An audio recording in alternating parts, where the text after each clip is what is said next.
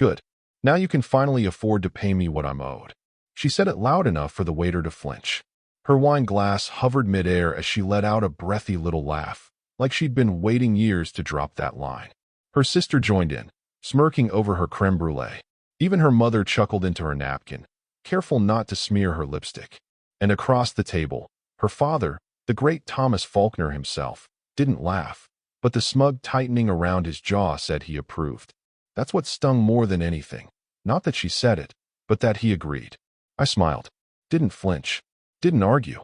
Didn't rise to the bait. I lifted my glass and toasted the table with a simple, to new beginnings, like I hadn't just been publicly castrated over duck confit. But inside, something locked into place.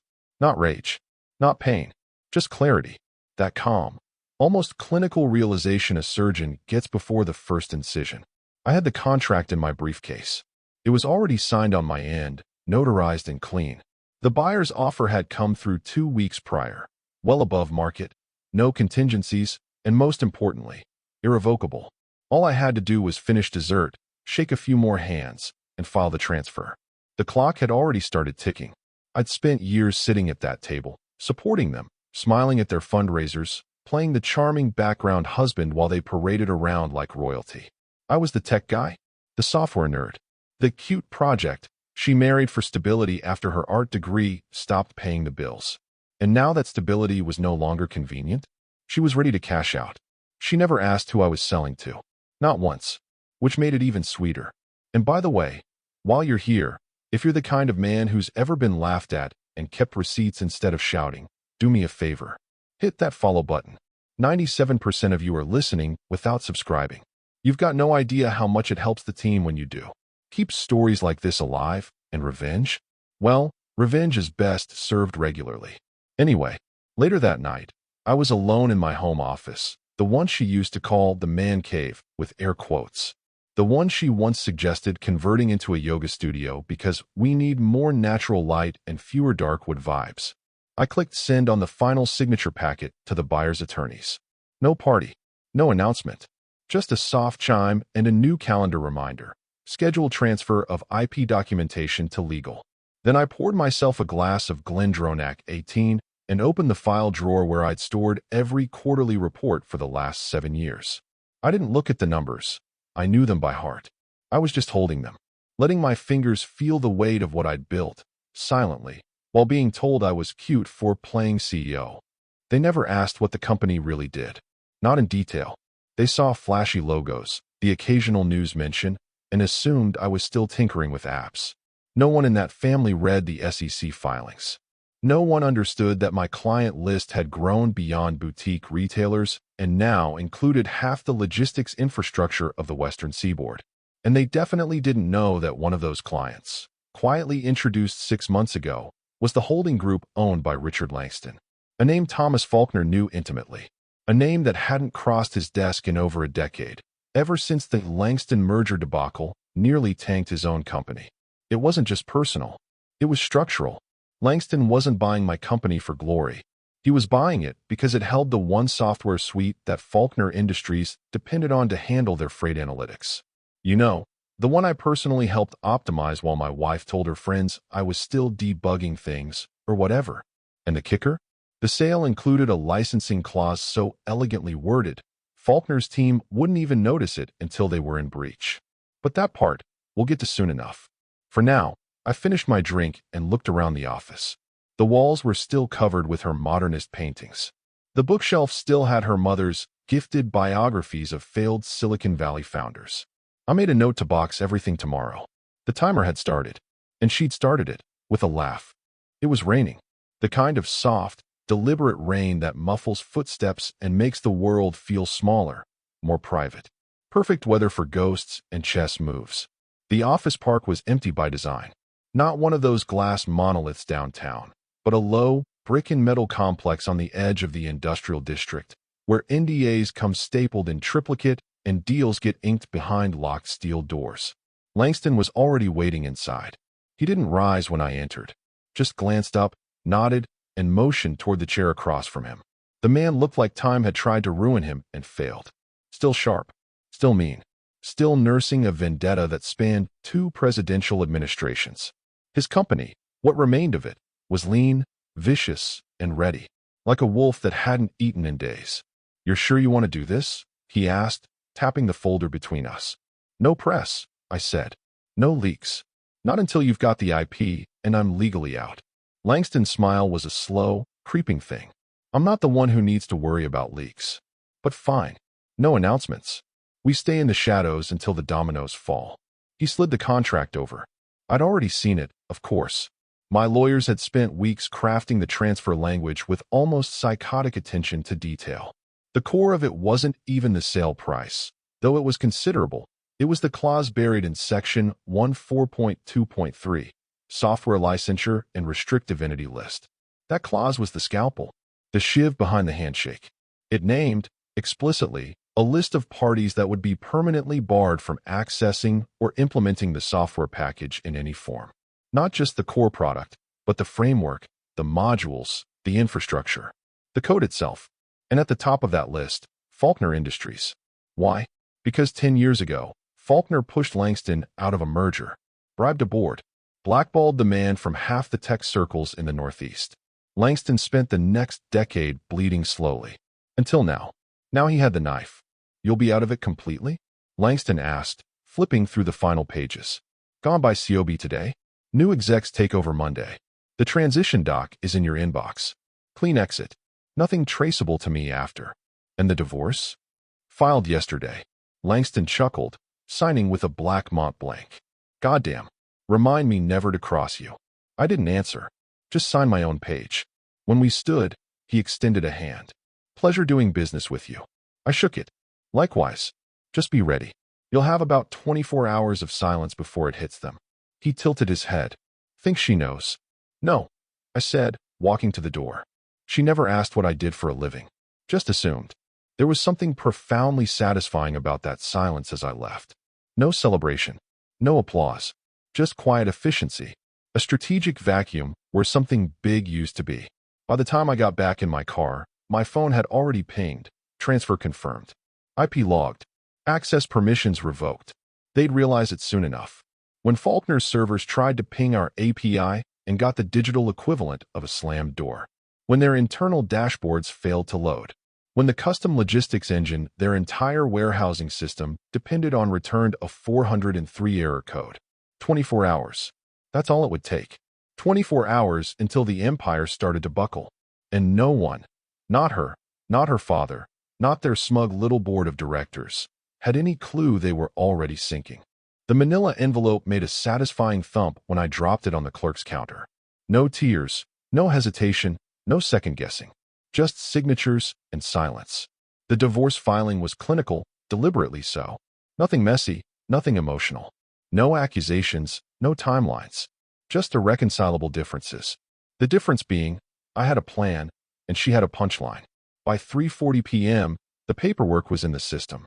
By 4 o'clock, I was home, watching her hold court on the patio with 2 of her friends. Those designer-wrapped hyenas who only show up when there's fresh blood in the water. They sipped overpriced Pinot and talked like I wasn't 30 feet away inside the house, hearing every word through the open windows. "I mean, can you believe he finally sold it?" she said, stretching the vowels like she was doing vocal warm-ups. All those late nights in his little nerd cave finally paid off. And just in time, too, because I am done playing supportive wife. They all laughed. One of them said something about upgrade season. Another joked about how she'd better get a beach house out of it, minimum. And my wife, the woman I once built a future with, just smirked and raised her glass. To generous exits. I didn't interrupt. I just made a mental note to change the Wi-Fi password. A small pleasure. At 6:15 p.m., her lawyer emailed me the standard asset disclosure request. It read like a grocery list. Real estate holdings, liquid cash, investments, stock options, and, of course, business interests. I replied an hour later. PDF attached. Signed. Notarized. All clean. It took less than 5 minutes for the read receipt to ping back. That's when the real fun began. Because everything was there. Every account, every asset, every valuation down to the decimal. Except one. The company. It wasn't omitted. It wasn't hidden. It simply wasn't mine anymore. Sold. Transferred. Gone. Legally, irrevocably, indisputably, not mine. It was like watching someone jump into a pool without realizing the deep end had been drained. She must have assumed the sale meant money pouring in, alimony gold. The timing was too perfect, right? She probably imagined me swimming in cash, counting zeros, planning guilt-fueled settlements to make her disappear quietly. Instead, all she got was a quiet accountant's note at the bottom of the document. No current business holdings as of date of filing. I heard her reaction before I saw it. The front door slammed. High heels clicked across the hardwood. She appeared in the doorway of my office, arms crossed, jaw tight. "You filed?" she snapped, like she wasn't sure if she was mad or impressed. "Yes." She glanced at the desk. "And the disclosure?" "Send it to your lawyer. Should have it by now." She squinted, calculating. "So that's it. You just sell the company and file for divorce like you're unsubscribing from a newsletter?" I didn't respond, just returned her gaze, calm. "What did you get for it?" she asked, voice clipped. "Enough." Her lip curled. "Don't be smug." I didn't smile. Didn't blink. Wouldn't dream of it. She stormed out 5 seconds later. 5 minutes after that, I got a follow-up email from her lawyer. This one didn't sound so professional. The tone had changed. It was the kind of email you send when the numbers don't make sense. When the math doesn't add up. When you realize the one asset you were banking your entire divorce strategy on just evaporated. Because here's the thing about leverage. If you reach for it too early, you might find the handle missing. She thought she was divorcing a man drowning in sudden wealth. What she was really facing was someone who'd already cashed out, strategically, silently, with nothing left for her to skim. She'd filed for blood and found dust. Her phone rang during brunch. She almost didn't answer. She was mid-story, laughing over avocado toast with her Pilates instructor and a friend from college she hadn't spoken to since 2011, but suddenly reconnected with the moment she filed the divorce. The name on the screen stopped her cold. CFO, Faulkner Group. She excused herself with a dramatic eye roll and a sip of her mimosa, pretending the call was just another nuisance from the corporate circus. "Hey, I'm out right now," she answered, already checking her reflection in the mirrored wall. "Can this wait?" "No, it really can't," came the clipped voice on the other end. "We've just received a cease and desist from Langston Holdings." She paused, the smile cracking. "Langston? That can't be right. We haven't had anything to do with." "It's not a mistake. It's targeted. Their legal team is asserting IP control over the logistics suite we've been using for the last 4 years. Effective immediately. They're threatening litigation if we don't pull all active code off production servers within 72 hours.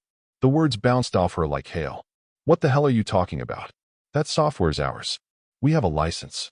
"We had a license," the CFO corrected. "It was through your husband's company. Or ex-husband, I guess. Which, by the way, would have been nice to know before all this blew up." She felt a cold pit start forming in her stomach. "Wait, are you saying he sold it to Langston?" There was silence on the other end. Then a second voice came on, deeper, slower, and absolutely livid. "Her father. You let him do this?" he said. No greeting, no preamble. What do you mean, I let him?" "Don't play dumb with me, Madison. You knew he was selling. You told us over dinner. You said you were finally getting rid of him and collecting the payout." "I didn't know who he was selling to," she snapped. "Why didn't you ask?" There it was. The question she had no answer for. Because she hadn't. Because it never even crossed her mind. Because she assumed the man who ate in silence at their table, who they all mocked for years, wasn't capable of anything this calculated. Because to her, he was just him. Passive. Predictable. Pathetic. "I thought it was just some investor group," she said weakly. "You thought," her father echoed, bitterly. "Well, now we're all paying for your thinking." He hung up. She stood frozen on the curb outside the restaurant. Brunch forgotten, watching city buses hiss by like the world hadn't just tilted. She barely noticed the second call buzzing in her hand until the screen lit up with her lawyer's name. She answered, and this time, the voice wasn't composed. "Jesus Christ, Madison, did you even read the contract?" "What are you talking about?" she barked. "What contract?" "The sale contract," her lawyer hissed. "Langston filed their ownership paperwork. We requested a copy. Section 14 is a nuclear warhead. It locks your family's firm out of everything. Not just the software. The data streams, the back-end architecture, the auto-scaling framework. It's all off limits. Permanently. Her knees went weak. He can't do that. He did. He was never even that smart. Well, apparently he was. Because the way this thing is worded, your father's company is legally classified as a restricted entity. You're listed by name in the exclusion clause, Madison. By name. Do you understand what that means? No. No. This has to be illegal. It's not. It's clean. Surgical. And you just served your own head on a silver platter. She opened her mouth, but no sound came out. Just static. Background noise. Her friend waving from inside the restaurant, mouthing something like, "What's going on?" She didn't wave back. Instead, she turned slowly and stared down at her phone, as if it had betrayed her. As if it, too, had known this was coming and said nothing. And somewhere, probably sipping scotch, he was sitting in silence, knowing this was the hour it would all start to fall apart. Not with a bang, but with a phone call. The boardroom smelled like sweat and cologne and panic. The mahogany table, normally a theater for calm quarterly rituals, looked like a war bunker. Half a dozen board members sat hunched over printed pages, redlining paragraphs that no longer mattered. The projector blinked uselessly behind them, mid-slide on an abandoned PowerPoint presentation. No one was presenting now. Everyone was reacting. Late. At the head of the table, Thomas Faulkner stared at the copy of the sale agreement like it was a forged obituary with his name on it. Section 14.2.3, Software Licensure and Restricted Entity Access. It was there in cold black print, buried halfway through the document. A clearly defined list of prohibited organizations, shell companies, subsidiaries, and individuals permanently excluded from licensing or utilizing the proprietary tech stack. His name, not the company. His personal name. Jesus Christ, someone finally whispered. He listed you by name. Another muttered, as if saying it softer would dull the blow. I want our legal team in here now, Faulkner snapped. They've already read it, the CFO said grimly. 3 different firms reviewed the language. It holds. What about backdoor access? We built half our logistics interface on. It's not just blocked, the CIO cut in. It's self-terminating. The new owner activated a security protocol that disables unauthorized usage across the stack. We were running it yesterday. We're already out of compliance. Every line of code that talks to that system is now a liability.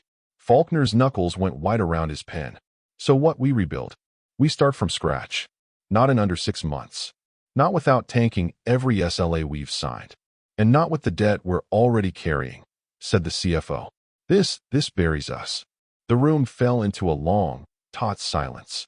And then the COO, who'd been unusually quiet all morning, spoke up. You know what the worst part is? She said flatly. He was in this room 2 years ago. Right there. Sitting in that chair. Asking for R&D funding. Asking to pilot our freight routing optimization. And you? She looked at Faulkner. Laughed. You called him a toy builder. Said we don't bankroll pet projects from sons-in-law. The room didn't move. He built the system, she said again. We gave him all the data. Trusted him to scale it. And while we were mocking him, he was making us dependent. Stock alerts started chiming like fire alarms on the phones around the room.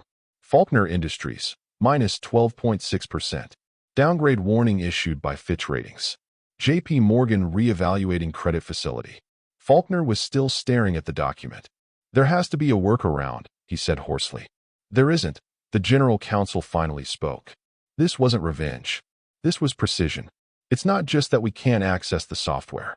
It's that Langston can. That's what makes it devastating. He's not blocking us out of spite. He's replacing us. Langston doesn't have our infrastructure, Faulkner muttered. No, but he has our pipeline. And the client list you poached from him a decade ago? It just started calling back. Someone's phone rang again. They didn't answer.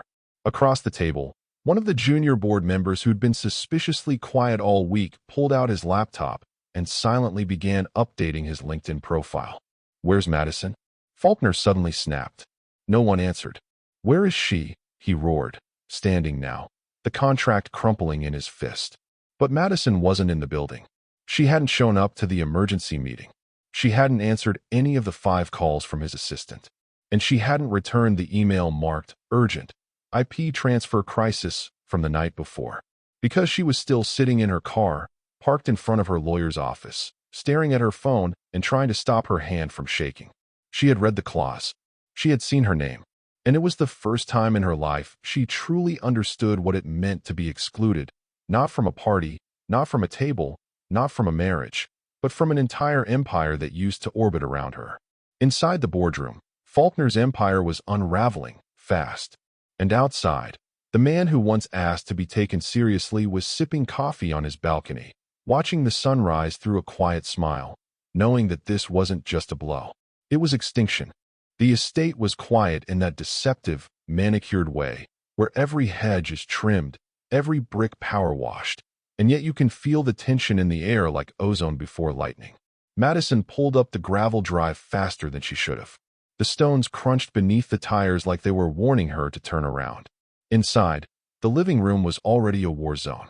No raised voices, yet, but the energy was unmistakable. Her father was pacing like a lion in a shrinking cage. Her mother stood near the fireplace, stiff, arms crossed, eyes locked on the mantel like it was keeping her upright. A few cousins had arrived early, including Eli, the one they usually ignored because he talked too much and drank too little. Today, he was the only one seated, watching the family unravel with eerie calm. She barely got 2 steps into the room before her father snapped. "Do you even understand what you've done?" She bristled. "What I've done? You married him. You vouched for him. You paraded him into board meetings. Called him brilliant when we said he was boring. Told me to give him access to our warehouse data. You sold him to us. I didn't know he was planning this," she fired back, eyes wide. "Do you think I wanted this to happen? You should have known." Her mother cut in coldly, not even looking at her. "You lived with him, slept beside him, for years, and you didn't see this coming?" "I didn't see you coming either," Madison shot back, voice cracking. "None of you ever respected him. Ever. You dismissed him every chance you got. And maybe we should have kept doing that," her father barked, "instead of letting him get close enough to put a knife in our back." "Jesus, Dad, he didn't stab anyone." "Oh really?" He laughed bitterly. "You think this isn't blood? You think those layoffs we're announcing next week won't have names on them? You think losing our top 5 clients overnight isn't a massacre? You don't understand what he did because you've never built anything worth losing." That's when Eli spoke. Calm, deadly, almost bored. He used to ask for a seat at the table. Everyone turned. "He asked me once," Eli continued. "Pulled me aside after dinner at the holiday party. Said, 'I've been building something that could help. Could scale with your distribution. Maybe it's worth a conversation.' I told him to talk to your father." Her father scoffed. "So?" He said your father told him the only seat he belonged in was at the kids' table. A silence dropped like a guillotine. "I thought he was harmless," Madison muttered, as if the words might reverse time. "I thought he was safe." "No." Her father spat, walking right up to her. "You thought he was beneath you. All of us did.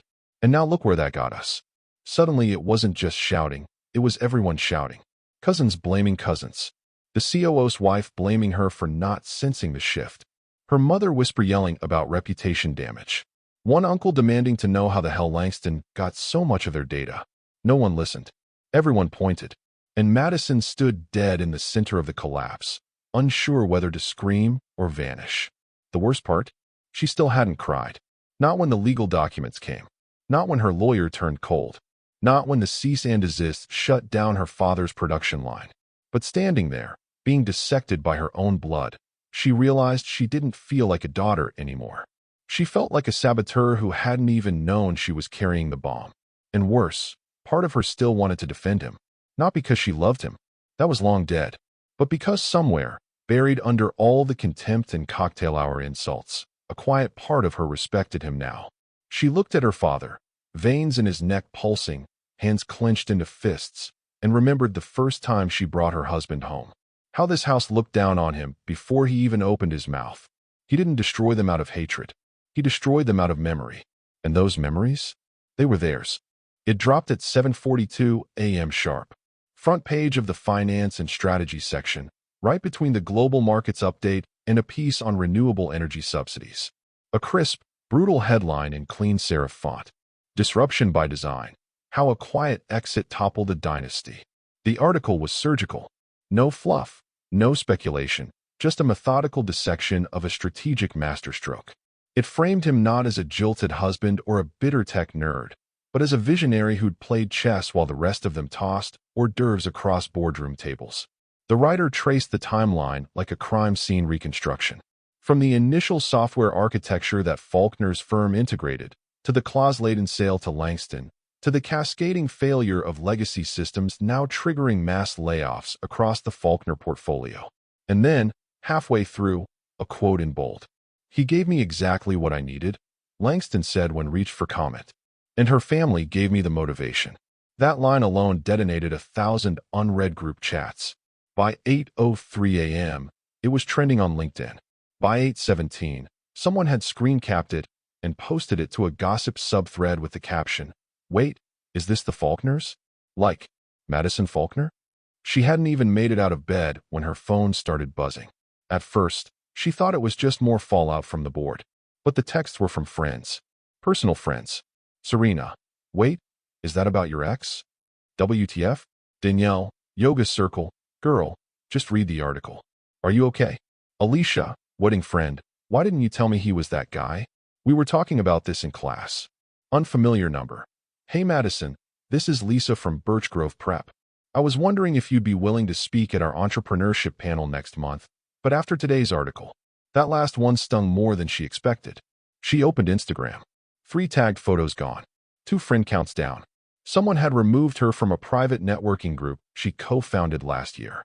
No explanation. She looked at her inbox. 42 unread emails. Subject lines full of polite fire. Clarification request, strategic reassessment, event postponement. Your comments on the Langston deal? She threw the phone across the bed and stared at the ceiling. The problem wasn't that he won. The problem was that he looked cool doing it. Not petty. Not angry. Not vindictive. Brilliant. Calculated. Admired. Worse, envied. The article didn't just praise his exit. It contrasted it with her family's arrogance, their generational complacency, their failure to recognize talent in their own dining room. One section even pulled a quote from an old Faulkner press release, where her father dismissed Langston Holdings as a relic of a less agile era. Now that relic owned their spine. The article ended with a quiet observation. In a world of loud exits and scandalized buyouts, sometimes the most devastating move is the one no one notices, until it's too late. She didn't go outside that day, didn't answer texts, didn't return calls, because the humiliation wasn't behind closed doors anymore. It wasn't confined to her family's estate or boardroom shouts. It was public now, digital, permanent, indexed by Google, screenshot by acquaintances who never liked her but always smiled through brunch. He didn't need to speak. The world was doing it for him. And she was just the footnote, the former wife, the girl who married a chess player and tried to play checkers. Now every room she entered would carry that shadow. She's the one who laughed at him.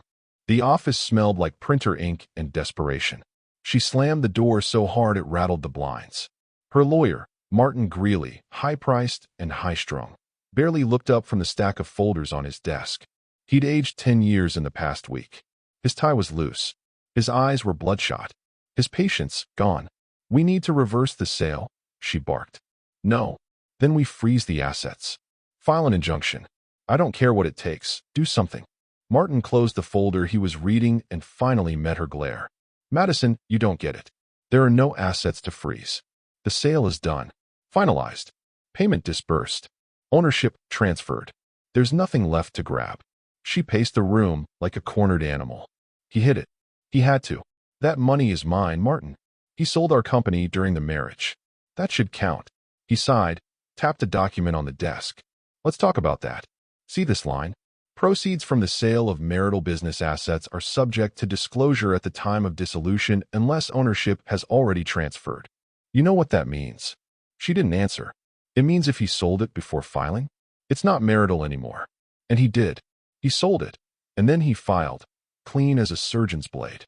Then the prenup, she started, doesn't cover post-divestment proceeds, he interrupted. I helped write that prenup, remember? You were the one who insisted we exclude anything sold before filing, so you could protect your art royalties in case you needed to liquidate. She stared at him like he'd stabbed her. You're saying I did this to myself? I'm saying he played the long game. And you handed him the timer. She gripped the back of a chair, white-knuckled. Then go after Langston. We can challenge the sale. It was malicious. He did this just to hurt me. Langston is well within his rights. And if you go after him, you'll trigger counter-litigation so fast you'll think your phone's on fire. Madison, this wasn't spite. This was war. And your side surrendered before you knew the battle started. Her voice cracked. So I get nothing? Martin hesitated. Spousal support. Minimal. But even that's tied to the non-contestation clause. If you challenge the terms, you walk away empty-handed. Her face contorted. He can't do this. He already did. She grabbed the prenup from the desk and flung it against the wall. He was nobody when I married him. No money, no status. And now he's the reason your father's firm is hemorrhaging clients, and your name is trending under corporate failures of the decade. She went silent. Martin leaned back in his chair and rubbed his temples. Look, Madison, the truth? You underestimated a man who spent years being underestimated. You mocked him, ignored him, blocked him from every seat at the table. And while you were hosting wine nights and teasing him about his startup, he was building a trap with silk gloves. She sank into the chair, suddenly exhausted. I thought he was boring. Well, he said quietly, he sure as hell isn't boring now. She stared at the desk. Papers, clauses, signatures, every one of them spelling out her irrelevance in ink. No leverage. No path back. No weapon to swing. All she had was a small monthly payment tied to her silence. And even that could disappear if she tried to strike back. Martin finally slid a final sheet across the table. Your choice, he said. Sign and accept. Or fight and lose. She didn't pick it up. Didn't scream. Didn't cry. Because now, even her lawyer had joined the long list of things she thought she controlled, only to find out she never did. The cafe was sterile. Neutral. One of those places with white tile floors, too many succulents, and a menu written in minimalist font. He chose it for that reason. No memories. No emotional undertow. Just somewhere plain, somewhere blank. She arrived 5 minutes late, looking nothing like the woman who used to hold court at charity galas and lecture sommeliers on tasting notes. Her makeup was flawless, of course, but her hands betrayed her. Trembling, clutching her purse like it might float if everything else sank. He didn't stand when she approached. Didn't offer a greeting. She slid into the seat across from him and exhaled like she'd been underwater. I'm not here to fight, she said quickly. I know. I'm not here to ask for money, either. I'm not that stupid. He nodded. That's new. She winced. Please, just, don't be cruel. He folded his hands on the table. You asked to see me. What do you want? I just want to understand. Her voice cracked, barely audible over the hiss of the espresso machine behind the counter. You didn't have to go this far. He tilted his head slightly. Didn't I? She leaned in. You could have left. Sold the company. Filed the papers. Walked away. Clean. Quiet. I wouldn't have stopped you. You wouldn't have noticed. She blinked. What? You wouldn't have noticed, he repeated. You would have toasted the sale with your friends. Mocked the prenup. Told everyone I got lucky. And then your father would have poached the software back through some backdoor deal. And I'd be the footnote. That's not. Yes, it is. He opened his laptop. One click.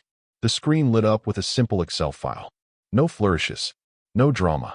Just rows and columns and a story. First tab. Faulkner Group. Q4 projections, pre-sale. Healthy revenue. Stable margins. Growth outlook, moderate. Second tab. Faulkner Group. Q1 reality, post-sale. Red. Everywhere. Licensing costs, breach fees, terminated contracts. Forecast, accelerated decline. And then the third tab. A single white slide with 5 words. Bolded, centered. Respect isn't owed. It's earned. She stared at it. Swallowed. I didn't mean to ruin you, she whispered. I just didn't think I mattered. Silence. I should have listened more, she said. Should have defended you. I didn't know they treated you like that. He closed the laptop. I did. You made me irrelevant, she said, voice raw now. Not just in court. In everything. My friends won't even return my calls. I didn't do that, he said calmly. You did. She broke then, not dramatically, not loudly, just cracked. Like porcelain under a slow twist. Shoulders curled in. Eyes fixed on a coaster. Mouth trembling without words. But he was already standing. He slid the laptop into his bag, adjusted his coat, and looked at her one last time. I don't hate you, Madison. That would mean I still cared. Her head snapped up. But I do remember, he added. And I'm not the only one. He walked out before she could respond. left her there with a half-drunk latte and a line of regrets she'd never be able to cross back over. She stayed in that chair for almost an hour. People came and went. Tables turned. Baristas swapped shifts. No one recognized her. And for the first time in her life, that mattered. The courtroom was clinical, marble floors, hollow echoes, and the suffocating stillness of a funeral without flowers. Faulkner's bankruptcy hearing didn't make headlines that day, not yet. But the whispers were already out there. Investors were fleeing. Partners were distancing. And now, finally, it was official. The empire had fallen. Madison sat 2 rows behind her father, close enough to smell the starch in his collar, far enough that he didn't have to acknowledge her. He hadn't said a word to her since the estate. Not when the board was dissolved. Not when her mother moved into the guest house. Not even when the charity foundation shut down quietly one Tuesday morning with a single press release. The judge, dry-voiced and unsympathetic, rattled through the opening procedure. This court recognizes the voluntary bankruptcy filing for Faulkner Group Holdings. We'll begin with asset documentation and cause assessment. The opposing counsel stood, calm, almost amused. We'd like to submit Exhibit A, Your Honor, a copy of the sale agreement dated 6 weeks prior to the dissolution. A bailiff handed the judge a sleek, stapled folder. Madison leaned forward slightly, trying to see, but she didn't need to. She knew what it was. The judge flipped through the pages, lips moving silently, then paused. According to this, the software platform, formerly under Faulkner's integration, is now exclusively owned by Langston Holdings? Yes, Your Honor. The judge raised an eyebrow. And this clause here names Thomas Faulkner and associated entities as restricted licensees? That's correct. The judge looked up, expression unreadable. So you handed your core infrastructure to your primary competitor and then locked yourself out. Madison didn't blink, because there, under the paragraph, were 2 names. His signature, and Langston's. Clean, crisp, irrevocable. The very moment it all shifted was traceable to one exact timestamp. And there it was, etched in ink, cataloged in court, now part of public record. She remembered the night she toasted her divorce with rose and laughter. The night she leaned across the table and joked to her friend, "At least I'll finally get something out of this." And now, she watched her father nod stiffly, accepting the judge's words with the grace of a man whose kingdom had been burned down by someone he never even bothered to learn the birthday of. He never turned around. Not once. Not to her. Not to the board members behind them. Not even when the court recessed and people stood up, unsure if they should whisper condolences or avoid eye contact altogether. She stepped out into the hallway, her heels clicking in the silence, her throat dry. That's when her phone buzzed. One message. No subject. Just the sender, his name. She opened it. "Alimony's affordable now. How's your end of the deal?" No emoji. No punctuation games. Just that quiet line. And she stood there, gripping her phone like it might shatter. Because in the end, he didn't need to destroy her. He simply removed himself. And the echo of that absence was total.